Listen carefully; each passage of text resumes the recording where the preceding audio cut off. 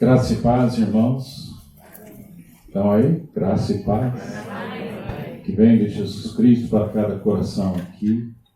É uma alegria poder estar aqui nessa amada igreja mais uma vez. A última vez que eu estava aqui, a gente ministrou o curso sobre o Sermão do Monte. Quem participou daquele curso Sermão do Monte? Eu vou ter que voltar, tem muita gente que não fez, né? Foi a primeira vez no meu ministério ministrar um curso sobre Sermão do Monte. Foi aqui nesta igreja. E agora eu estou ministrando esse curso ao redor do mundo e muito no Brasil. E também eu já ministrei aqui curso sobre casais, também sobre a vinha, João 15. Quem estava lá na Quinta da Paz? Lá em Penafiel. Foi muito bom, foi muito bom. Tem memórias tão boas. Eu trago também um grande abraço da minha esposa Pamela. Ela está no Brasil, ela não está viajando ainda. Ela está com alguns problemas de saúde, mas essa é a minha primeira viagem pós-pandemia. Chegar aqui em Portugal e é uma alegria poder estar com os irmãos hoje de manhã. Eu tenho uma admiração muito grande pela obra que Deus tem feito aqui nesta igreja. Eu vejo cada vez que eu venho que vocês estão realmente vivendo Jesus um dia de cada vez e abençoando muitas pessoas. Eu estava com o pastor Samuel Paulo essa semana, estávamos jantando juntos com outros pastores e eu comecei a falar sobre uma coisa que mudou minha vida. E o que me mudou na minha vida foi uma compreensão do poder da bênção nas nossas vidas. Você já sentiu na sua vida uma vez uma falta de alguma coisa, um apoio, uma sensação que o vento está contra você o tempo todo? Quem já passou por isso? Esse tipo de... É uma sensação que o vento sempre vem contra você. É como se fosse um jogo de futebol e você tem que defender o seu campo, a sua equipe, mas tem uma inclinação contra você no campo. E tudo que você faz é mais difícil. A minha infância foi assim. A minha infância não foi fácil. Eu venho de uma família grande. Nasci em Miami, nos Estados Unidos. Eu tenho 6 irmãs, uma delas já faleceu. E meu pai faleceu quando eu tinha 10 anos de idade. E eu estava ao lado dele quando ele morreu. E a partir daquele momento, a minha vida ficou assim como se fosse o vento contra mim.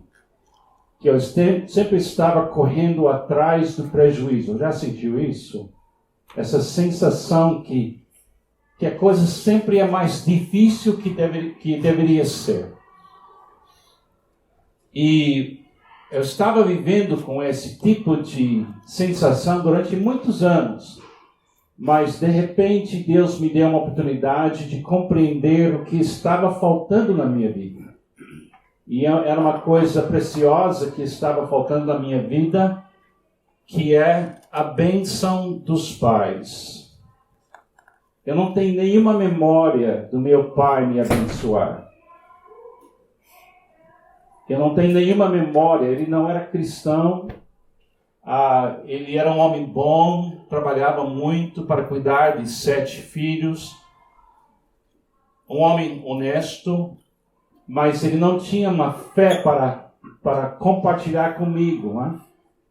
Então, eu não tenho nenhuma memória dele orar comigo, nem de me abençoar. Então, durante a minha vida, eu tenho percebido que tem muita gente no mundo que nunca receberam a bênção da família e a bênção do pai. Então, eu queria falar com vocês hoje sobre a bênção na Bíblia e a importância da bênção e a importância dessa experiência na vida. Essa é uma parte de um curso que eu faço, que talvez um dia eu venha aqui, se o pastor me convidar, para ministrar famílias onde o amor não para. É um curso sobre a razão da existência da família. A família existe Segundo as Escrituras, a família existe para criar um ambiente onde o amor é contínuo e generoso. A família foi uma criação divina. Era uma ideia divina. E o papel da família é ser o berçário do amor. É a maneira que Deus nos deu para o amor passar de geração em geração. Essa é a ideia original de Deus. Adão e Eva foram criados na imagem de Deus. O que significa imagem de Deus?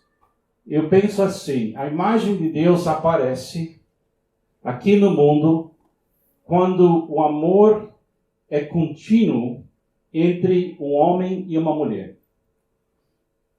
Que a imagem de Deus aparece. O que é a imagem de Deus? Deus é amor. Fala isso comigo. Deus é amor. Então, ser a imagem de Deus é amar. E não somente amar, mas amar continuamente. De uma forma generosa. Amar a Deus a gente faz em termos verticais, mas também entre nós, amarmos nosso vizinho. Por exemplo, quando eu casei com a minha esposa Pamela, eu tinha 20 anos de idade. Estamos casados há mais de 50 anos agora. Milagre, não é? Eu também acho que foi milagre de Deus. 50 anos casados, mas quando eu casei com a Pamela, eu casei com ela para não ficar sozinho. Porque eu não gosto de ficar sozinho, eu preciso de gente perto de mim. Eu casei para me qualificar para ser pastor, porque na época que eu estava estudando teologia, não existia um pastor que não estava casado. Então eu precisava casar para ser um pastor, eu queria ter filhos, entendeu? Então eu tinha uma lista de boas razões, mas ninguém me explicou a razão principal de um casamento. A razão principal de um casamento é criar um ambiente onde o amor entre um homem e uma mulher é contínuo e generoso. Só assim a imagem de Deus aparece. E toda criança deveria nascer exatamente no coração de um ambiente onde o amor está fluindo entre mamãe e papai. Isso é a ideia original, antes do pecado. Imagine comigo a diferença que faria se cada criança nascendo aqui na sua cidade, em grande porte, nascesse num lar onde o amor entre o marido e a mulher fosse contínuo e generoso. Você acha que faria uma diferença na cultura? Você acha que ia mudar a cidade? Eu tenho essa convicção. Então a família existe para criar e manter um ambiente onde o amor não para. Pais existem para manter condições favoráveis para o desenvolvimento saudável dos seus filhos. Eu e Pamela criamos 4 filhos. Nós temos 11 netos. E a gente começou nós 2, agora quase a gente é um tribo de algum tipo. 21 pessoas, com noras e genros juntos. Então, é mais um milagre, né? Nunca imaginei que ia dar certo isso. Mas a gente todo pai quer criar condições favoráveis para seus filhos. Todo pai quer ver o filho bem. Isso pelo menos deveria ser o mínimo que o pai quer para os seus filhos. Agora, no meu caso, eu estava numa família e meu pai era alcoólatra. A minha mãe era uma mulher que não tinha profissão, não tinha estudo.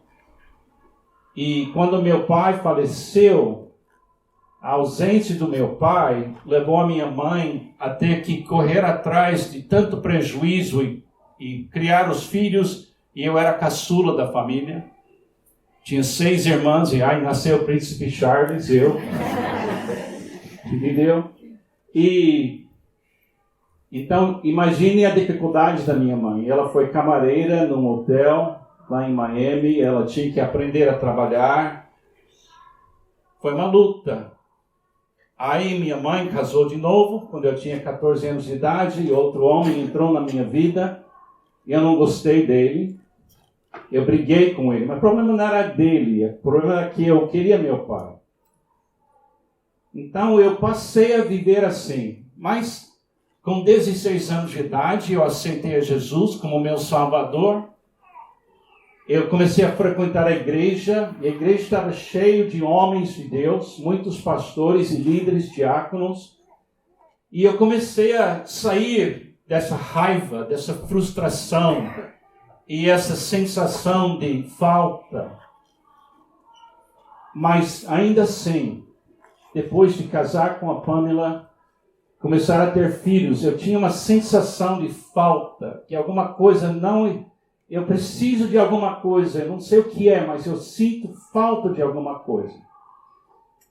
Estava morando em Miami naquele tempo, eu estava começando a trabalhar como pastor, e Deus me deu a oportunidade para viajar para conhecer o Brasil, porque quando eu casei com a Pamela, eu pensei que ela era americana. Mas ela foi criada no Brasil, então ela por fora era americana, mas por dentro era brasileira. E ela tinha todas aquelas ideias dos brasileiros, de abraçar, de beijar, de todos os costumes. E eu sou americano, e o americano não gosta de tocar, da minha geração. Então eu tinha que compreender essa mulher. Deus me deu uma oportunidade de passar 3 meses em Rio de Janeiro, junto com a Pamela, com a família dela, porque ela é filha de missionários americanos que chegaram no Brasil em 1953. Então ela chegou com 2 anos de idade, então a Pamela é literalmente mais brasileira do que americana. E a gente estava viajando no Brasil, eu e Pamela, junto com a família da Pamela, e chegou uma hora que a gente foi, somente eu e Pamela, para visitar um pastor numa pequena cidade no Brasil, perto de São Paulo, numa cidade chamada Santa Branca. E é uma pequena cidade, beira do rio Paraíba. E eles convidaram a gente para almoçar na sua casa. Agora, pastor nos Estados Unidos recebe um bom salário. Pastor nos Estados Unidos é muito respeitado. É uma carreira quase nos Estados Unidos que as pessoas valorizam muito. Imagine o meu choque que esse pastor estava vivendo numa pequena casa nos fundos da igreja, com ele, esposa e 5 filhos, num espaço que era 1/3 do espaço da minha casa no início do meu casamento. Então imagine meu choque ver a condição de um pastor brasileiro, isso em 1974, muitos anos atrás. Eu, jovem, casado, jovem pastor. A gente estava almoçando, e eu nem falava português naquele tempo, então eu dependia da Pamela para traduzir tudo para mim. Então eu estava comendo, a comida foi boa, eu percebi, mas todo mundo num pequeno espaço, 5 filhos, mamãe, papai, eu e Pamela, era muito apertado, mas a comunhão foi boa, e eu estava muito alegre, e de repente terminamos de comer, e eu fico emocionado. Até hoje.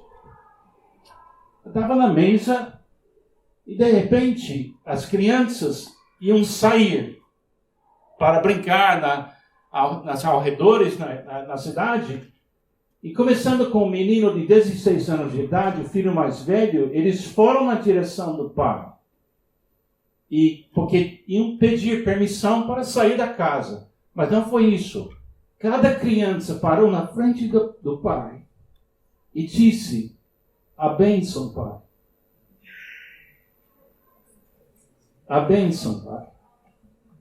Alguém lembra disso? Entendeu? Você sabe o que é isso? A bênção, pai. nem poderia sair da casa sem pedir a bênção. Muitos de vocês cresceram com isso, acho que veio daqui, hein? Para o Brasil. Por alguma razão, quando isso aconteceu, eu comecei a chorar. Por quê? Porque eu nunca recebi a bênção. Eu nunca recebi uma declaração de apoio do meu pai. Aí eu pedi para a Pamela explicar para mim o que estava acontecendo. Ela explicou, é muito comum aqui, Carlos. É muito comum, mas para mim foi um retrato do meu problema. Eu estava sedento de alguém olhar nos meus olhos e dizer, eu te abençoo. Receba a minha bênção. Muitos anos depois, eu li um livro escrito por 2 autores. O seu pastor tem uma cópia desse livro. Está aqui em algum lugar. Então, eu tenho certeza que eu falei desse livro. É chamado Bênção. E fizeram uma pesquisa. Esses 2 pastores também são psicólogos. E eles estudaram a cultura dos judeus de abençoar seus filhos. E descobriram que uma das razões que as famílias são tão fortes nas Escrituras e as famílias estão tão unidas é essa prática de abençoar. Então eu prego no Brasil para os brasileiros voltar a abençoar seus filhos. E não perder esse costume. Eu sei que tem ligações com outras igrejas, etc. Estou falando dos judeus no Antigo Testamento. A Bíblia começa assim, em Gênesis capítulo 1, que diz assim: criou Deus o homem, à sua imagem, a imagem de Deus o criou, homem e mulher os criou, Deus os abençoou. E lhes disse: sejam férteis e multipliquem-se, enchem e subjuguem a terra, dominem sobre os peixes do mar, sobre as aves do céu e sobre todos os animais que se movem pela terra. Existe um elo entre ser abençoado e poder viver bem. Ser abençoado e viver de uma forma frutífera. E esses psicólogos americanos estudaram essa questão e usa essa questão da bênção na recuperação de viciados, na recuperação de pessoas deprimidas, na recuperação de pessoas que vivem querendo se matar, e descobriram que essa prática da família abençoar os filhos é uma coisa que preserva a família de geração em geração. Então eles fizeram um estudo muito profundo e me ajudou muito. Você lembra da história de Isaac, Esaú e Jacó? Você lembra daquela história?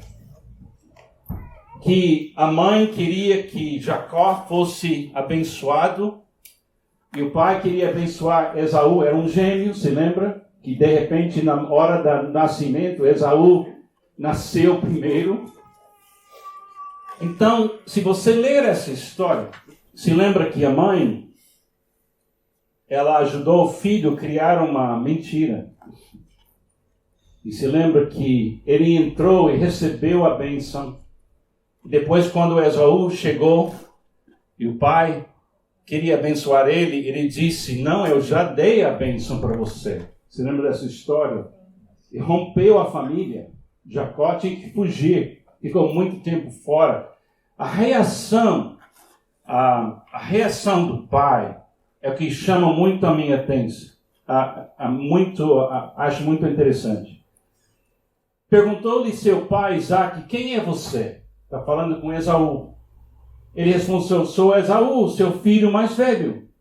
Profundamente abalado, Isaque começou a tremer muito e disse: quem então apanhou a caça e a trouxe para mim?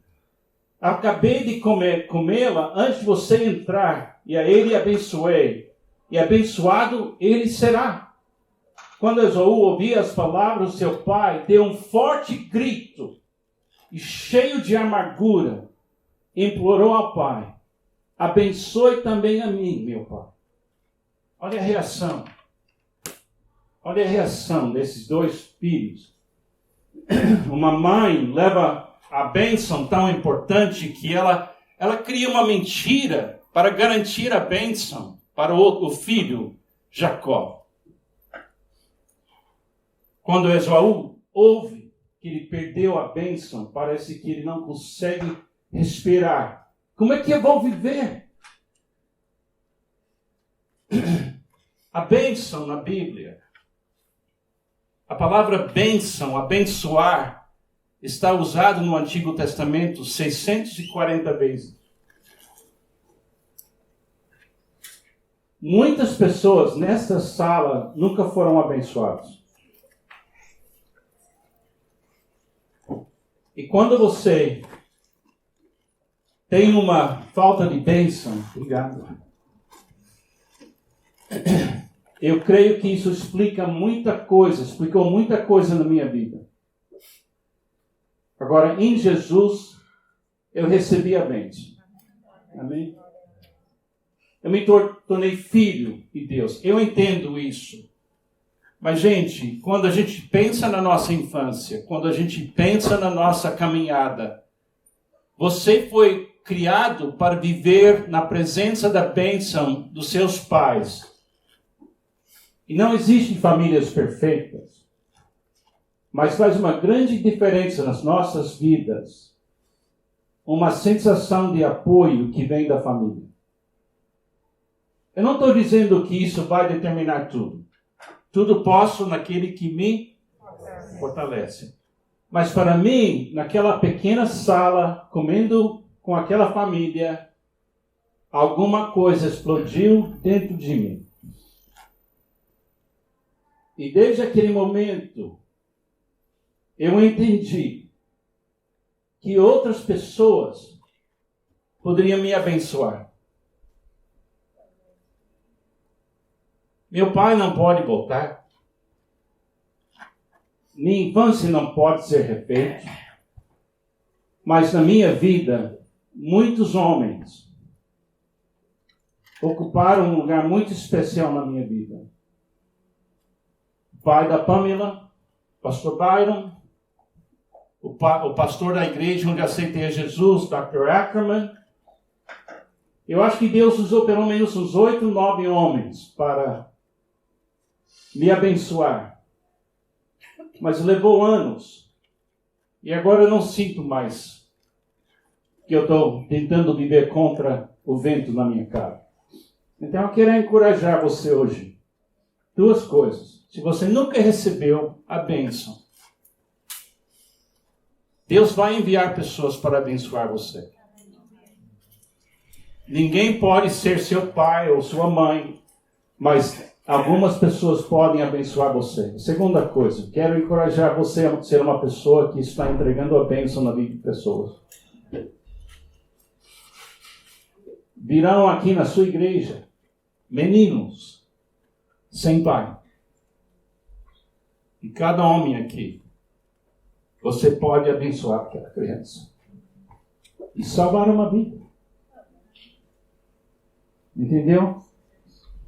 Existe poder em alguém olhar nos seus olhos e dizer: eu creio em você.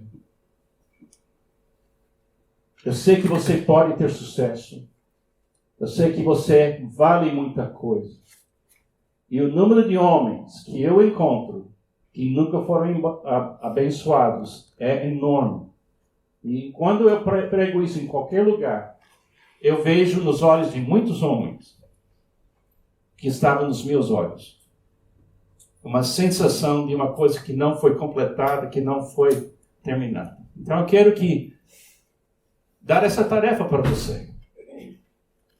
Peça que Deus envie pessoas para abençoar você. Pessoas que vocês podem respeitar, pessoas que querem o seu bem, mas também prepare-se para Deus enviar pessoas para você, que precisam ser abençoados. Agora, aqui no livro, eu não quero fingir que eu pensei essas coisas primeiro. Os autores deram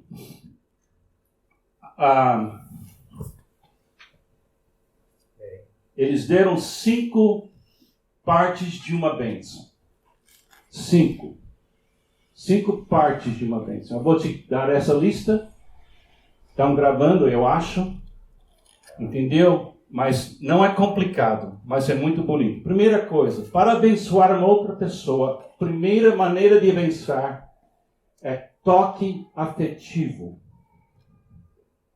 Toque afetivo. Agora, os brasileiros aperfeiçoaram isso.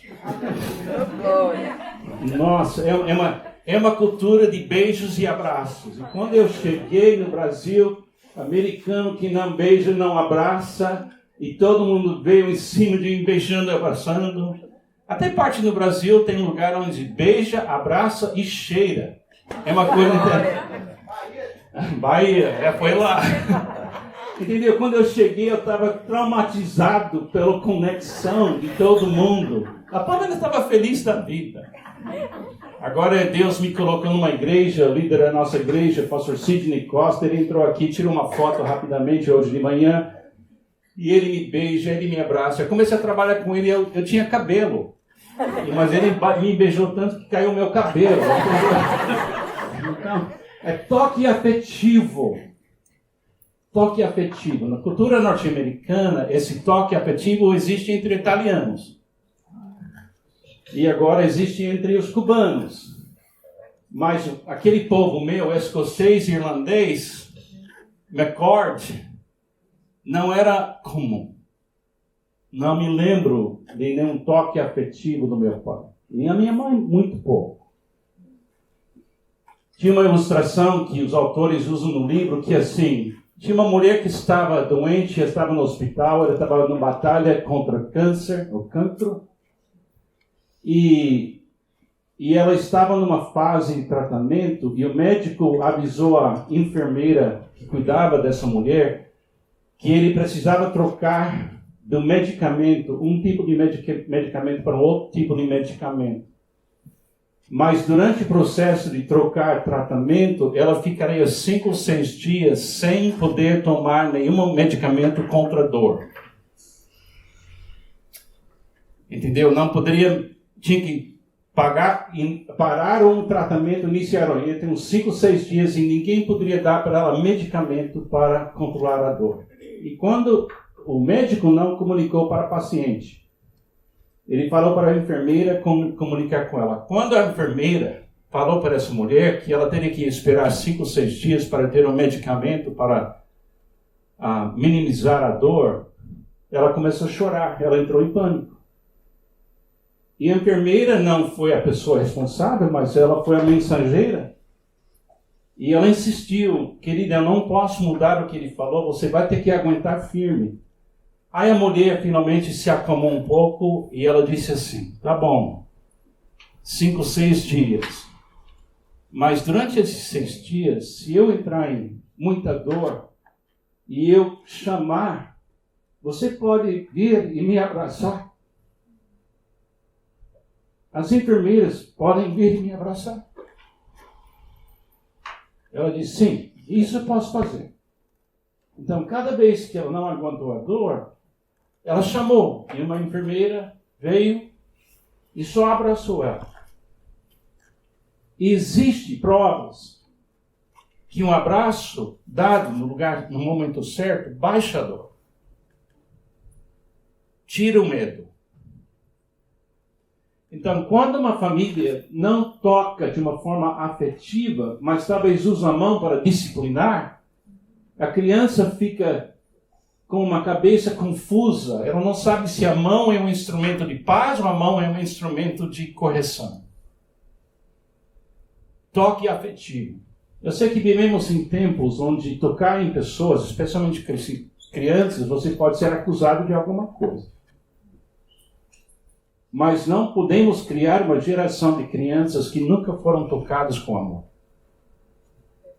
Entendeu? Temos que tomar muito cuidado, mas pelo menos algum toque na mão, talvez algum abraço. E nós temos também aqui viúvas, e nós temos pessoas aqui que passam a semana inteira e ninguém toca nessa pessoa. Entendeu? É uma necessidade emocional da pessoa ter toque afetivo na sua vida. Isso é bênção. Segunda coisa, eles falam palavras de afirmação.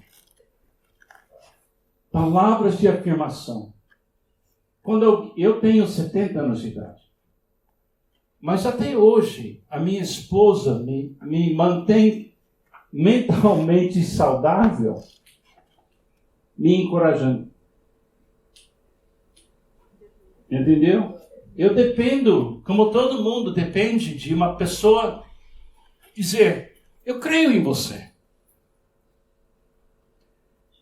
Os autores do livro, eles contam a história de um jovem pai que chegou a hora da esposa dele a dar à luz e ele estava no hospital aguardando a chegada da criança e a criança nasceu e o homem estava super alegre.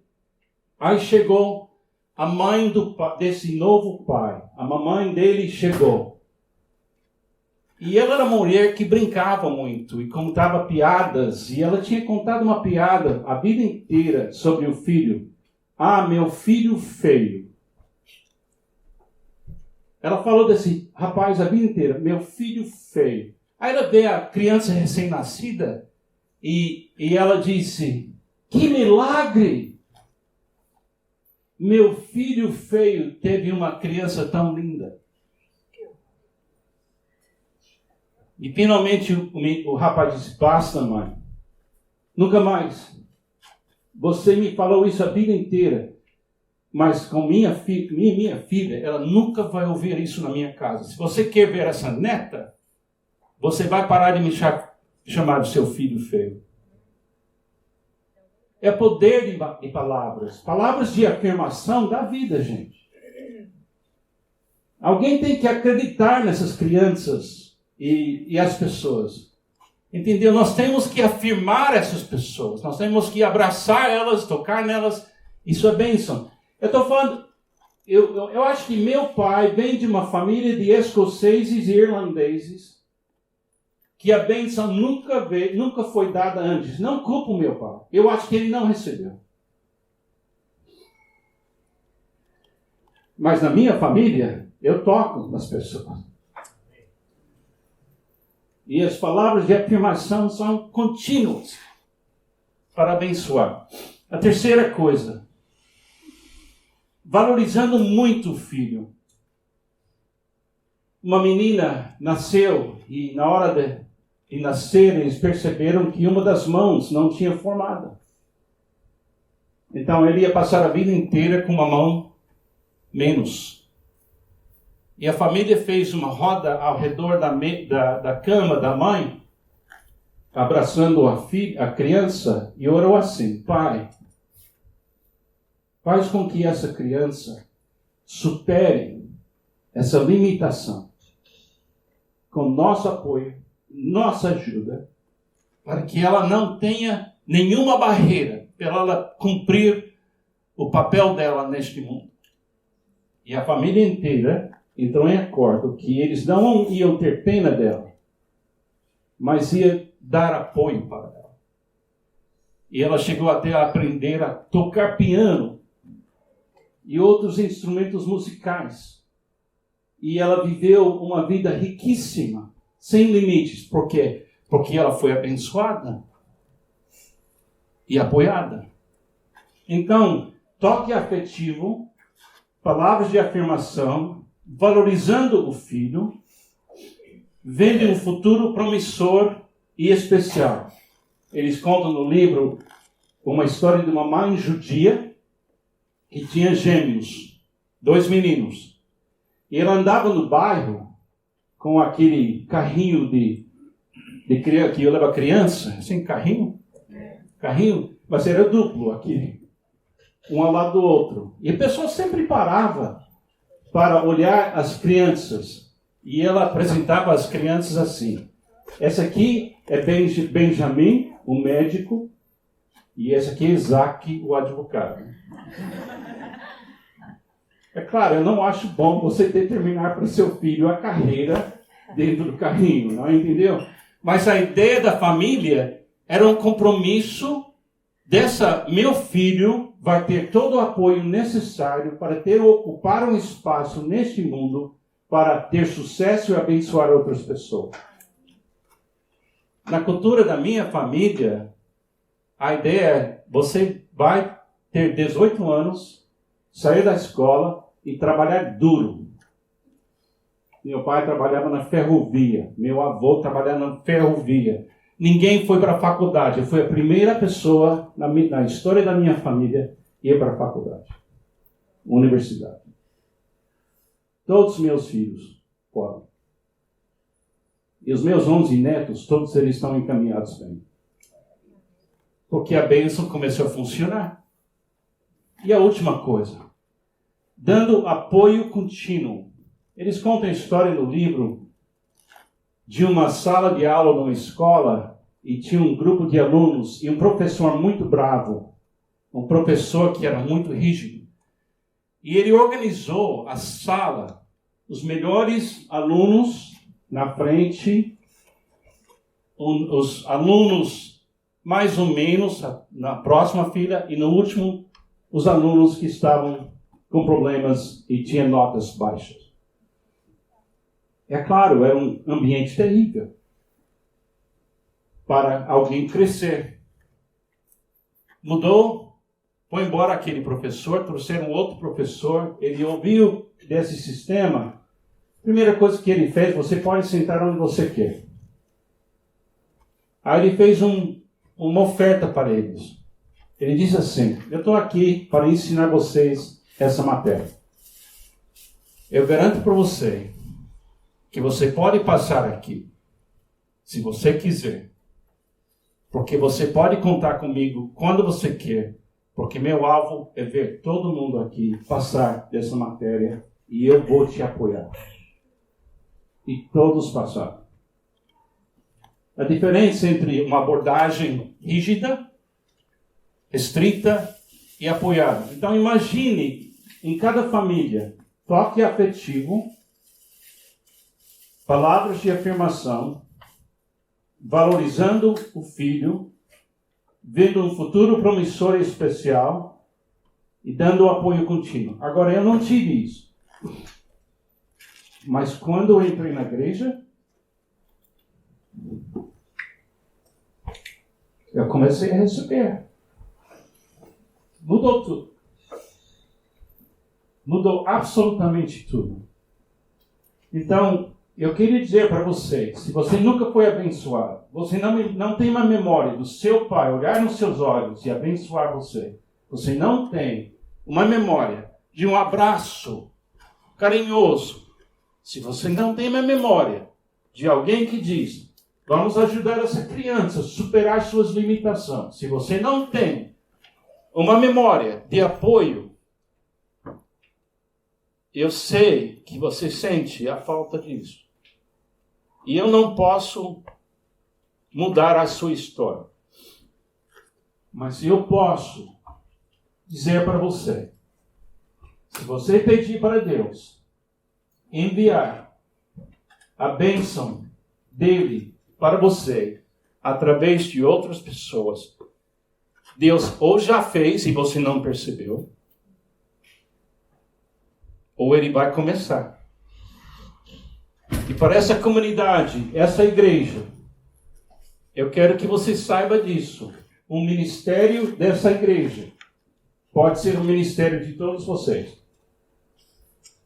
Nenhuma pessoa vai entrar aqui e ser desprezada, maltratada ou comparada com mais alguém. E dentro da sua capacidade, você vai abençoar essas pessoas. Vocês que não tiveram pai, o seu pai abandonou a família, ou você nunca recebeu o apoio do pai. Eu sei que é difícil, mas eu conheço o seu pastor. Entendeu? Ele é um homem que dá bênção.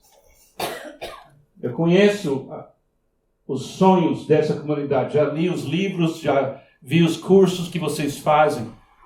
E eu quero dizer para você, aqui pode ser um lugar de cura. Você não tem que ter inteligência para abençoar, tem que ter amor. Também pode ser que tem pais e filhos aqui que isso nunca aconteceu. Eu não estou pedindo para você fazer alguma coisa que traz dor para você, mas eu, até hoje, estou abençoando meus filhos. Fui um pai imperfeito. No início fui um pai bravo. Até eu receber minha própria bênção, foi difícil eu me acalmar. Então, quando eu estava conversando com o pastor Samuel, no almoço, eu contei a minha história. E ele disse, Carlos, você poderia contar a história na minha igreja? Porque essa coisa da bênção é da cultura portuguesa também, não só brasileira. É uma herança que muitos de vocês têm. Eu quero encorajar você a não abandonar esse costume. Pode modificar para hoje em dia, pode mudar, mas você tem que incluir toque afetivo, palavras de afirmação, valorizando seu filho, vendo um futuro promissor e dando apoio contínuo. Isso aconteceu comigo na igreja, quando eu entrei na igreja com 16 anos de idade. Eu não sei onde uma coisa que eu sei, se eu não tivesse entrado naquela igreja, se eu não tivesse aceitado Jesus, eu não estaria casado 50 anos, eu não estaria aqui ensinando a Bíblia, viajando o mundo falando de Jesus, sem a bênção que Deus me deu na ausência dos meus pais. E eu não estou bravo com meu pai, porque eu acho que ele nunca recebeu a bênção. Eu queria que ele recebesse a bênção. Eu não sei como meu pai, quando ele faleceu, eu não sei sobre o relacionamento entre ele e Jesus, mas eu quero crer que no último momento ele recebeu Jesus. Eu não sei, mas uma coisa que eu sei, ele quer, onde ele estiver, que eu viva Jesus. Entendeu? Ele sabe a verdade. Então eu quero encorajar essa comunidade. Eu aprecio muito o que vocês estão fazendo, admiro muito as batalhas que vocês enfrentaram, estão enfrentando, mas eu queria somente contribuir um pouco, dizer para você, faz desse lugar um lugar de bênção na vida de pessoas. Mas faça isso de propósito. Fique atento. Aquele jovem de 15 anos que vem aqui, que fala palavrões. Aquele jovem que vem aqui, que assusta você. Lembra-se, se ele não foi abençoado, a bênção pode ser o que muda a vida daquele jovem, daquela pessoa. Cuida bem das viúvas. Vocês que podem, de uma forma correta, abraçar e beijar, faz isso. Toca nas pessoas. Olhe nos olhos e veja um futuro promissor para as pessoas que estão aqui na sua comunidade. Obrigado pela oportunidade de eu contar um pouco da minha história e um pouco desse conteúdo. Eu sei que o pastor vai trabalhar mais esse conteúdo, mas foi uma alegria poder compartilhar isso com vocês. Agora eu quero terminar fazendo uma coisa. Eu quero abençoar vocês. Entendeu? Se você nunca foi abençoado, eu quero abençoar vocês. Faz uma diferença enorme. Jesus, abençoe os meus irmãos. Especialmente aquela pessoa que nunca recebeu toque afetivo e palavras de afirmação. Eu sei que o Senhor é a bênção. Eu sei que o Senhor já entrou na vida delas. Mas como irmão em Cristo, eu dou essa bênção para cada pessoa aqui nessa sala hoje de manhã. Eu vejo um futuro promissor. Eu dou o meu apoio. Naquilo que eu posso fazer, eu quero fazer para abençoar essa igreja. Abraça cada pessoa, Senhor, pelo Espírito Santo de Deus, para que cada pessoa possa sentir a tua bênção, seu toque, seu otimismo, seu compromisso, porque o Senhor nos fez parte da sua família. Então, no seu nome, Jesus, eu dou essa bênção para os meus irmãos e irmãs aqui hoje de manhã. Amém e amém. Obrigado, Deus.